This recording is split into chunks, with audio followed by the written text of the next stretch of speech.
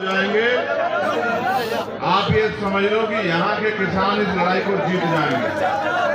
तो मैं आपसे आग्रह करूंगा, बैठ जाओ। ये काम पत्रकार साथियों का तुम मत करो, बैठ जाओ। ये काम पत्रकार साथियों का समय खराब करा रहे हो मेरा।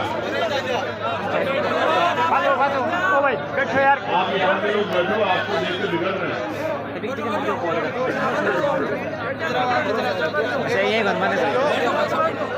अच्छी बताओ, किसने उनसे एक बार भी कहा कि बैठ जाओ या उठ जाओ? जिनके कंधों पे सबसे ज्यादा जिम्मेदारी है वो तो देखो लापरवाही कर रहे हैं। और जो माए बहने जिनकी पगड़ी, जिनके सम्मान के लिए हम लोग लड़ रहे हैं पूरे देश में, उनको कुछ नहीं कहना पड़ रहा, झुके तो बैठी हो। तुमसे ज्यादा कपड़े और सर पर उड़ के सब बैठी नहीं। वो जो यहाँ का पर्दा है उसका भी पालन कर रही, तुम पे तो पर्दा भी नहीं है, फिर भी ऐसे बेचैन क्यों हो यार? चैन से बैठ जाओ और आराम से बात सुनो। दोबारा नहीं कहूंगा, हल्ला मचाओगे तो चुप रह जाऊंगा बस। मैं सर्वप्रथम समय समय पे संत गुरु महापुरुष जो जन्मे में उनको नमन करता हूँ।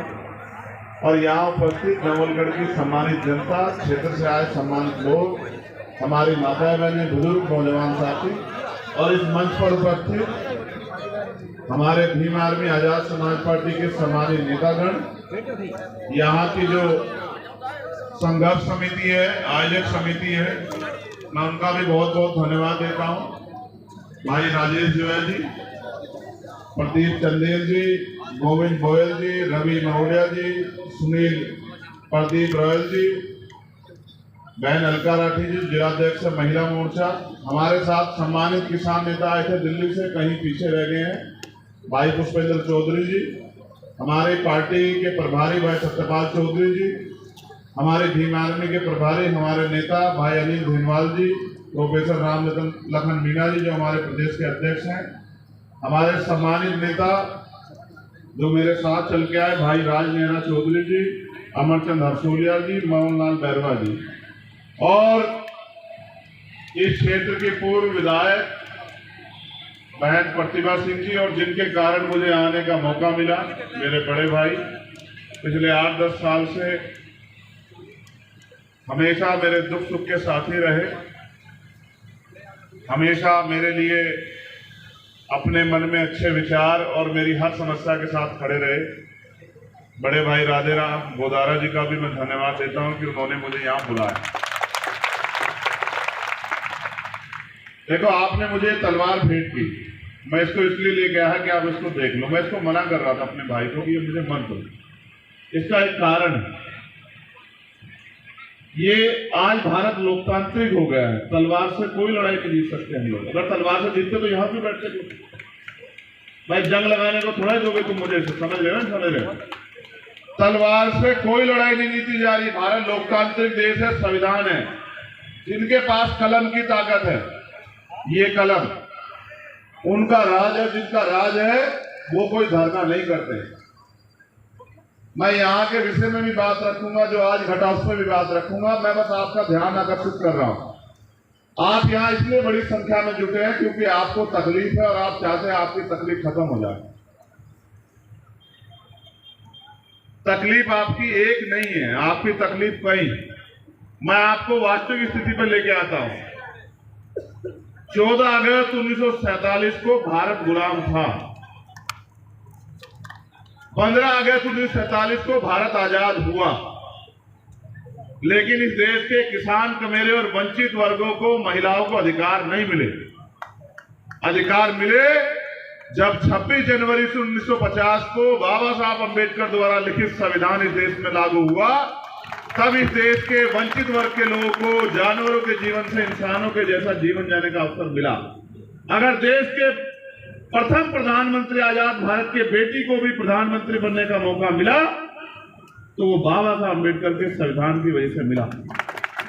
अगर आज बहन बेटियां डॉक्टर, इंजीनियर, IAS, IPS बन रही हैं तो वो भारतीय संविधान में जो महिलाओं को अवसर मिले उसकी वजह से मिल रही।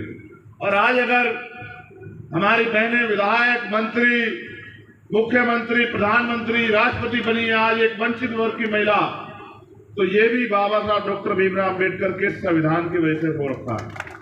मैं ये बात आपसे क्यों कह रहा हूं? जब 14 अगस्त को जो हालात देश की थी, 15 अगस्त 1947 को आजादी के बाद भी वही हालात थे। 26 जनवरी 1950 को संविधान ने आश्वस्त किया कि देश के हर नागरिक को, प्रत्येक नागरिक को रोटी, कपड़ा, मकान, सम्मान के साथ, अधिकारों के साथ जीवन को मिलना चाहिए, जीवन उनको जीने का अवसर मिलना चाहिए। जिनके पास जमीन नहीं थी उनको जमीन मिलनी चाहिए, जिनके पास घर नहीं था उनको घर मिलना चाहिए, जिनके पास रोजगार नहीं था उनको रोजगार मिलना चाहिए, जिनको पढ़ने के अवसर नहीं थे उनको पढ़ने के अवसर मिलने चाहिए। जो असमानता, जातिवाद के शिकार थे उनको भी सार्वजनिक रूप से घूमने फिरने और नौकरी अवसर, रोजगार करने के अवसर मिलने चाहिए। जिनको उद्योग धंधे नहीं उनको उद्योग धंधे मिलने चाहिए। इसके लिए भारत में लोकतंत्र आया कि देश की आम जनता तक उनके वास्तविक अधिकार कैसे पहुंचे। जमीनें नहीं थी आपके पास, जिन जमीनों के लिए आप लड़ रहे हो ये जागीरदारों के पास हुआ करती थी। फिर बाबा साहब अम्बेडकर साहब, छोटू राम साहब ने लड़े, आज उन्हीं की संतानें यहाँ बैठी हैं। वो लड़े और जमीनों के लिए लड़े कि जमीन मिले गरीब को, जमीन उसको मिले जो खेती कर रहा। और फिर भूमि जमींदारी आंदोलन हुआ, जमींदारी जो कानून था वो खत्म हुआ, कमजोर वंचित वर्ग के लोगों पे जमीन आई, तब आपने खेत में हल चलाया। और आज उन जमीनों को जो आपको आजादी के बाद मिली उनको सरकारें छीनने का काम कर रहे हैं। और इनका एकमात्र मकसद ये है, आप नहीं समझ रहे हो, कि जो रोजी रोटी चैन से किसान का मेरा खा रहा है उनकी रोजी रोटी भी छीन लो, वो लेबर क्लास बन जाए, बड़े बड़े धन्ना सेठ पूंजीपति, इनकी फैक्ट्रियां लगे, इनके बड़े बड़े व्यापार लगे, इनके बड़े बड़े मॉल बने और आपको हर एक चीज के लिए इनके पास गिरवी रखना पड़े अपना घर बार, और इनके यहाँ जाके आपको रोटी मांगनी पड़े। एक किसान पैदा करता है बंजर भूमि को। मेरे पिताजी प्रेमजी स्कूल के हेडमास्टर थे और उन्होंने मुझे सिखाया, वो खेती भी करते थे, रात को जाके पानी देते, तब जाके फसल पैदा होती। फिर प्राकृतिक मार है, फिर चोर भी ले जाता है, तमाम तरह की मुसीबतें हैं, उसके बाद फसल तैयार होती है। एमएसपी की कोई गारंटी नहीं है। आप लड़ रहे हो, आपकी जमीन छीन गई, किसकी वजह से छीनी आपको नहीं पता। मैं तो नवलगढ़ की जनता पे वो कर रहा हूं भाई, मेरी बात पे गौर करना आप सब लोग। लोकतंत्र का मतलब ये है कि जिनकी ज्यादा संख्या उनका राज होगा, जो बहुसंख्यक लोग हैं उनका राज होगा। यही तो लोकतंत्र है ना, कि जिनकी वोट ज्यादा होगी उनका राज होगा। आपने तो सबसे बड़ी लड़ाई कमजोरी ये कर दी कि जिनके 10,000 वोट है उनका विधायक बन रहा, जिनके 80,000 वोट है वो बैठ के तमाशा देख रहे हैं। देखो क्या किया आपने। मैं ये नहीं कह रहा कि दूसरे लोग नहीं बन, सब बन सकते हैं, लेकिन आप ये बताओ, अगर दुश्मन के हाथ में औजार दोगे तो आपका इलाज करेगा नहीं करेगा बताओ।